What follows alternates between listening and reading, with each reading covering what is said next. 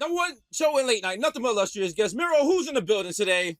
Yo, today we got actor, director, producer, writer, all around, everything, star. Seth Rogen in the building, y'all. Seth Rogen in the building, friend of the show. Seth, how's it going, man? I'm good. How you guys doing? Good. Okay, can't be. That's what I say. Can't be too good. Yo, you look like the ill, like 70s, like disco / porn producer right now. Yeah. Fuck with it. I have transitions lenses. You're about to give us the sickest bass line or some quality quaaludes right now. Like. Exactly. My wife hates them. I'll tell you that. One of the most validating moments of my life is I wear these, and my wife fucking hates them and mocks me all the time for them. And then I was doing a GQ photo shoot, and the GQ fashion guy was like, "I love those transitions lenses," and I was like, "Fuck yes, I fucking got that shit." I bring it up every day. We just got robbed for an Emmy nomination. Oh no! Yes, we did. Everyone was blowing smoke in our asses, and then nobody voted for us. So here we are, looking stupid. Worse than like thinking you're going to be nominated for an award and then not be. And then the only worst thing is being nominated for an award, thinking you're going to win it, and then losing. Right. You've been there. You were nominated for an Emmy early in your career for variety writing, correct? Yeah, for the Ali G show, we got nominated in 2005, I think, maybe. So 15 years ago. Was that like exciting at the time, or because we don't know? It was very exciting, but it was actually 2004, and it was a year the Daily Show was ramping up to George Bush's re-election, and it was the best season in the history of the Daily Show, and we were against it, and we knew we were going to lose. But a friend of mine who was nominated for an Emmy before was like, "Here's what's going to happen. You know you're going to lose, and you're going to sit there all night knowing you're going to lose. And then, like, in the 20 minutes before your category, you're going to fucking convince yourself you're going to win. And then when you do lose, like you knew you were going to the whole time, it will be just as devastating as it would have been if you were, like, the favorite to win the whole time." And that's exactly what fucking happened. We're just like, we can't win. And then, like, as we started getting closer, like, maybe we could. Maybe we're like maybe unexpected. The start putting together a little speech in your head. Exactly. Like, we can make this happen. And then we lost. When did you realize that the camera on you was the loser cam and not the winner cam? I've been very accustomed to the loser cam, believe me. Now I like, and I don't go to award shows altogether now if I don't have to, because I am now, I like, they put the camera on me expecting me to laugh at all this shit. Yeah. I don't think want that pressure 90% of the fucking time. And then I look like an asshole. And then they're like, "Oh, like Seth was an asshole at this award show." I'm like, "I'm sorry, were you fucking laughing?" Bro, that's you what took it out. Would you laugh? Yeah, that's what we quickly learned. Because every time we talk to like someone else, a celebrity, they're like, "You still go to award shows?" We're like, "They're so amazing, they're so awesome." And like, we've been to 2 now. You we're get like, free food. We're like, we can't. No, last one we didn't even get food. Last one we got like I don't even know what it was. But when I went to the Emmys in 2005, you had to pay for fucking drinks. What the hell is that? Like, I was like, what? The fuck? I couldn't. I was in shock. It was truly exactly. I still remember that was 15 years ago. It still fucked me up. It's Emmys, what are you doing? Yeah. At least make it BYOB. Yeah, exactly. That's the first question I have about the Met Gala. I'm like, is it open bar? Is it like cash only? And no one I know has been, so I don't know the question. But I'd be very devastated if I got there and I'm behind Quavo and I have to buy like a screwdriver out of pocket. You know, you're dressed like a chandelier and you have to you're fucking. You ask for like a fancy cocktail and shit. They're like, "That's $38." You're like, let me get a bite. Exactly. Well, I don't know where I put my wallet in this wedding cake tuxedo I'm wearing. Seth, you're coming out with an American Pickle, and first off, I saw the poster for it, and I really thought you wrote a serious documentary about the pickle industry in America, and I was like, he has got to be bored out of his mind. Exactly. That's what quarantine has done. No, I saw the trailer. It looks amazing, and it's thank you. It's such a ridiculous concept, but somehow you pulled it off with the guy in the brine and all that. And you got a great cast. It looks amazing, and you got Shiv from Succession in it. Yeah, you're firing on Austin. How did this come together? It was a short story. Simon Rich, who's a writer, he was a writer on SNL for years. He wrote it for The New Yorker many years ago. And it was all based on the concept that I think is pretty universal, and I know I related to it, where he was like, I had a picture of my grandfather when he was in his late 20s, early 30s, And he's like, I would always look at it and think that if we knew each other when we were the same age, he would fucking hate me. And he would / probably try to beat the living shit out of me. And my grandfather, like, could not have been more like that. Like, you know, he volunteered to go fight the Nazis. I yell at Nazis on Twitter, you know, like, Yeah. I think it's a different life we live. And that was really kind of like the inception of the idea, is like, what if you met your own great grandfather while you were the same age? And what if your own great grandfather had to meet you? And it became like a really interesting look at, like, you know, your ancestors and legacy and the religion that you've probably abandoned. And I think, like, a lot of the themes are stuff that I could not have related to more, honestly. So that's what you look for and stuff like that. Because, like, on his face, it looks like, yo, is Seth just looking for the weirdest shit possible to try to make funny? Yeah. Like, do you look for, like, challenging shit? Like, yo, this doesn't look funny, but I'm gonna make this shit funny. I like ideas that when I tell them to people, they look at me like I'm fucking nuts, which has happened a lot. And, like, the truth is, Pineapple Express was like the first one that really happened with. And I remember, like, we would tell people, like, we're writing a weed action movie, and at the time they were just like, that sounds like the stupidest fucking shit ever. Right. And wrong. Yeah, exactly. In our heads, we were always like, I like that you think it's going to be stupid, because I think we could actually make it good. And ever since then, that's been a little addictive, is kind of coming up with, like, where the challenge is, like, how do we take this thing that couldn't seem more silly and actually make it good into something? Yeah. How good does it feel when you do that? When you take something and other people are like, no, that's not going to work. And then it worked. Like, as you were saying about your glasses earlier. Yeah, exactly. How good does it feel just let people know, like, you were like, I was right? It's personally, I more feel like I'm dodging a bullet that I put myself in front of in the first place.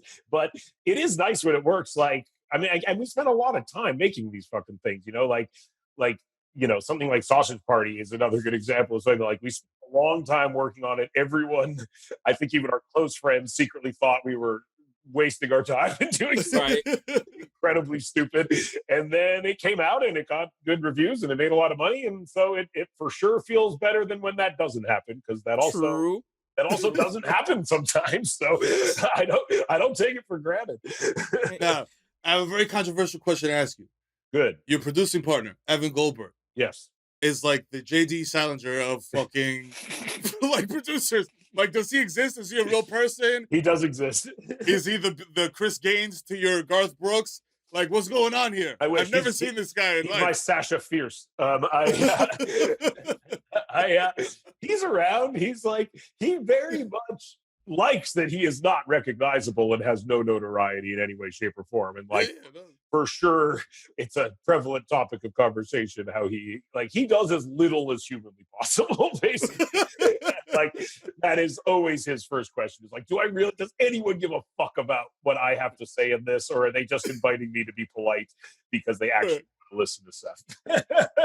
Seth, the movies and American Pickle, do you fuck with pickles at all? Because I remember we were on the Jimmy Fallon show. Yeah. Apparently his hobby is he makes pickles, he gives them out to people. Are you out here? You out here in these brine streets? I'm brining every day. I'm just every day. I'm brining. Brining.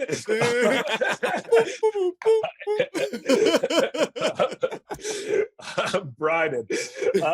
I like pickles. I don't make my own fucking pickles. You know what I mean? Okay. But my Shake Shack order is a cheeseburger with pickles, because I am trying to emulate a McDonald's cheeseburger. Nice.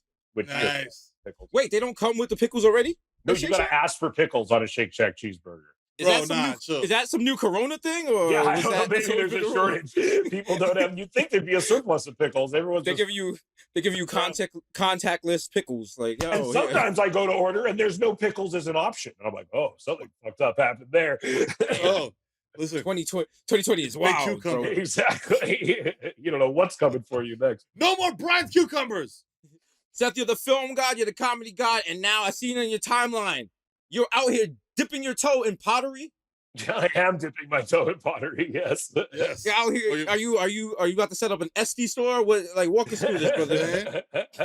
It's mostly I honestly I smoke weed so much, and I was not happy with how ashtrays were designed, and so I started making my own ashtrays and that's kind of where it started, and then it blossomed from there. But this is just an example of it. Okay. Yo, what? All right. Yeah. Okay. Got a little place for the joint. You can add Yeah. Yo, that's so crucial because that keeps the weed from canoeing. Like, exactly. it's just sitting. Yes. Yeah.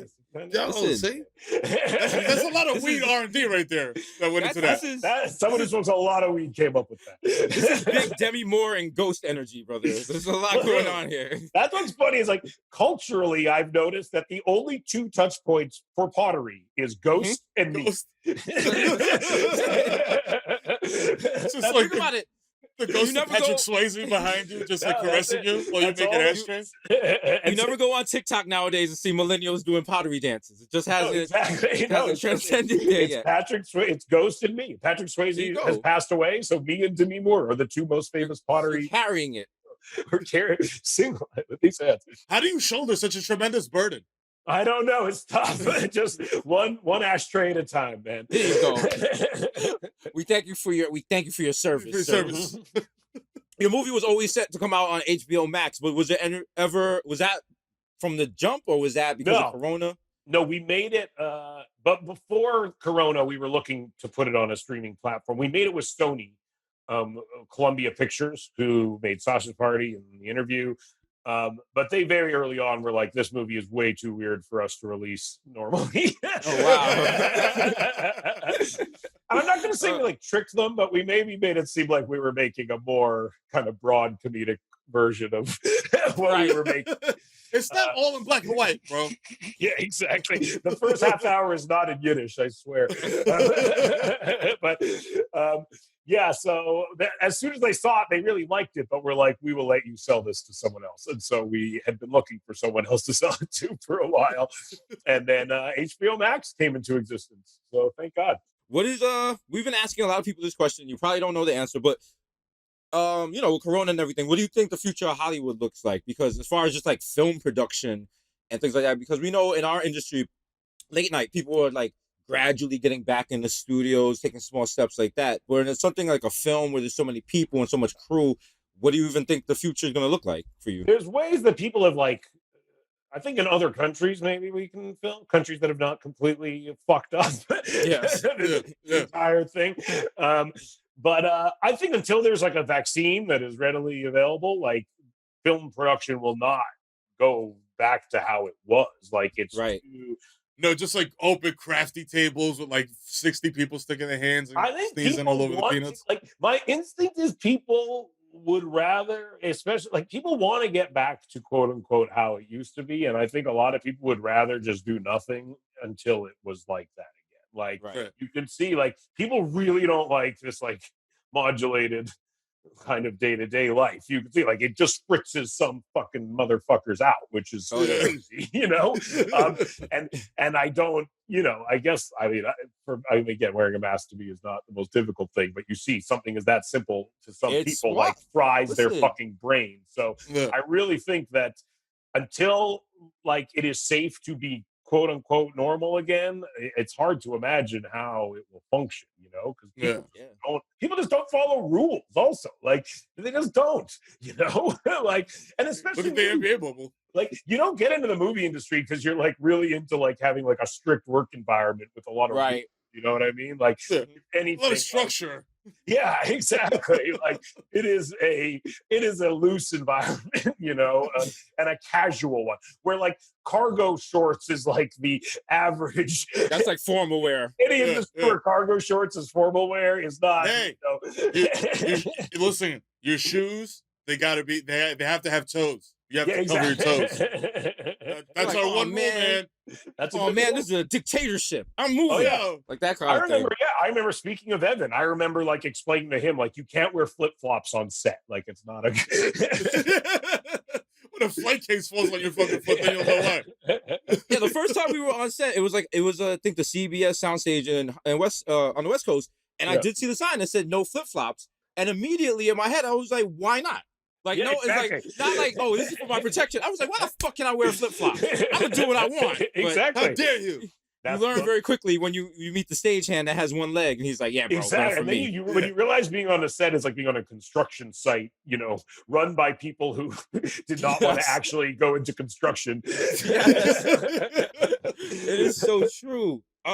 Seth, what are you doing? What are you doing to keep your sanity during this pandemic, other than pottery? I've been writing a lot. Yeah, I've been writing. I have no kids, so that makes everything just so much better. In general. I think I'm very lucky. You know, I've been trying to very much focus on the fact that I have no problem here in the Yeah, you're just chilling. I'm just chilling. You're just chilling. Try not to complain. Try not to get suckered into any celebrity selfie videos, things like that. Yo, don't do those. Don't do those. You've done a very good job avoiding those. Kudos to you. That's in between the raindrops here. Have you ever gotten a text message suggesting one, and you got to figure out the words to be like? Yeah, it's a hard thing. It's a harder thing to get out of than you'd think, considering how south they go. No, but you got an alibi. You could be like, I was man high, bro. Like, yo, but then they're just like, yo, I thought I responded. They're like, yo, we're not editing this until Friday. You got 4 days. Send it whenever. Seconds. Yeah, whenever you're ready. We'll wait a day. Yo, listen, I ate 6 punch bars. I fell asleep for a week, bro. Like, your phone broke? Your phone broke? Don't worry, we'll send you a brand new one just for this video. We'll send someone to film you from a safe distance. Yeah. I'm like, no, I'm not singing Suavemente with other celebrities. This does not help anyone for coronavirus. It's not helpful at all, dog. Oh, Seth, it's always fun having you on here, man. Always I know you're a busy here. guy. You got some clay to get your hands in over there. Yo, keeping our streak of illustrious guests going, what would you like your neon sign to say? One ashtray at a time. One ashtray at a time. Listen, that sounds like a presidential slogan. It could be. Oh, shit. One tray at a time. Both for Seth. Yo, Seth Rogen in the building. We out here grinding. Out here, keep grinding, gang. Keep grinding. All right? Grinding. You know what I keep in the mind. Seth Rogen, y'all. Give it up for the homie. See you guys.